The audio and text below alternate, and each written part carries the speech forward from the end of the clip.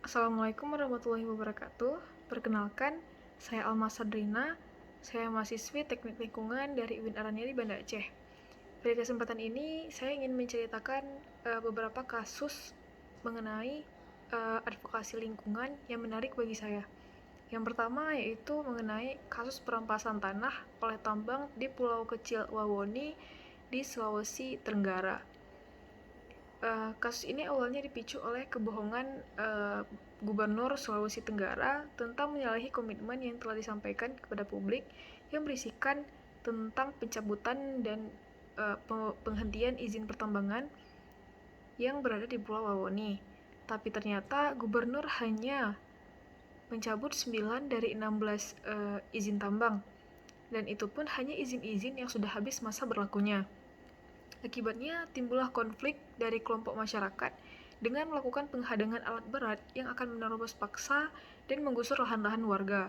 Karena hal tersebut, 4 organisasi advokasi mendesak pemerintah Provinsi Sulawesi Tenggara melalui instansi-instansi terkait untuk mencabut dan membatalkan semua perizinan pertambangan dan perizinan pendukung lainnya seperti AMDAL dan lainnya. Kasus ini sangat menarik perhatian saya karena melibatkan elit politisi yang bermain di belakang layar, termasuk jenderal kepolisian dan pengusaha yang memiliki pengaruh kuat. Beberapa perusahaan tambang di wilayah tersebut diduga juga melanggar pasal mengenai monopoli dan persaingan usaha yang tidak sehat karena seseorang menjabat sebagai direktur di 2 perusahaan secara bersamaan serta komisaris di perusahaan lain. Untuk situasi saat ini, saya masih belum bisa memastikan apakah kegiatan tambang tersebut telah berhenti beroperasi. Akan tetapi, para organisasi sudah menerima rekomendasi dari Bupati dan DPRD untuk menolak operasi kegiatan tambang tersebut, sehingga tidak ada lagi alasan mempertahankan operasi pertambangan di Pulau Wawoni. Nah, yang kedua adalah konflik penguasaan lahan kebun antara masyarakat Desa Piondo dan Desa Bukit, Kabupaten Banggai, Sulawesi Tengah dengan PT Berkat Hutan Pusaka, yaitu perusahaan perkebunan sawit yang mulai melakukan pengukuran terhadap areal hutan tanaman industri yang dikuasainya secara sepihak tanpa melibatkan masyarakat Desa Piondo.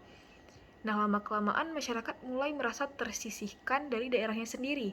Oleh karena itu, masyarakat berencana melakukan pengembalian lahan usaha milik petani dengan membentuk Forum Petani Buol sebagai alat perjuangan mereka. Bentuk upaya ini dilakukan dengan cara mengajukan dokumentasi dan permohonan kembalinya hak atas tanah, mengadakan pertemuan-pertemuan, dialog atau audiensi, negosiasi, melakukan lobbying, dan mengadakan kampanye publik. Menariknya, masyarakat yang didominasi petani lokal ini membentuk kelompok sendiri dan bergerak mencari keadilan tanpa bantuan lembaga lainnya. Tapi sayangnya advokasi ini gagal karena disebabkan beberapa faktor. Yang pertama, karena manajemen kerjanya lemah, protokol komunikasi tidak efektif, kemudian terjadi kriminalisasi terhadap petani, masa organisasinya juga pendek, dan pengawalan kasus tidak maksimal. Nah, yang ketiga adalah penyelesaian konflik tenurial di kawasan Taman Nasional Gunung Luser, Resort Sekocilepan di Sumatera Utara.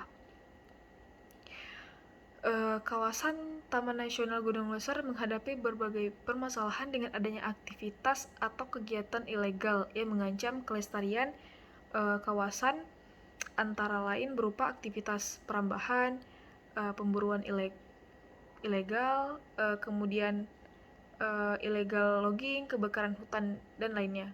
Keberadaan kawasan hutan Taman Nasional Gunung Luser ini semakin terancam dengan meningkatnya gangguan perambahan hutan oleh oknum-oknum masyarakat yang tidak bertanggung jawab, sehingga menyebabkan konflik. Oleh karena itu, Walhi Sumut tidak tinggal diam dan bergerak dalam penyelesaian konflik kepentingan antara masyarakat pelaku usaha dan kawasan Taman Nasional Gunung Luser, seperti kasus di seksi wilayah 4 Besitang. di mana masyarakat menebang pohon hutan dan menggantinya dengan perkebunan sawit untuk kepentingan bisnis ekonomi.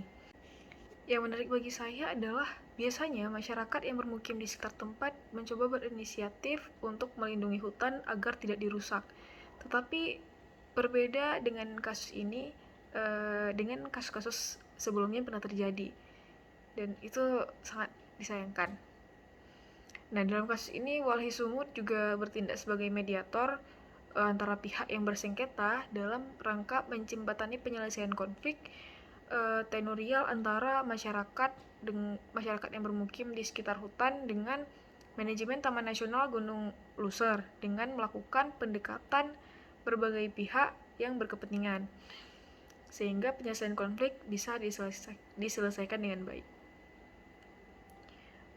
Sekian dari beberapa kasus yang telah saya ceritakan. Mohon maaf apabila ada kekurangan atau kesalahan informasi. Terima kasih. Assalamualaikum warahmatullahi wabarakatuh.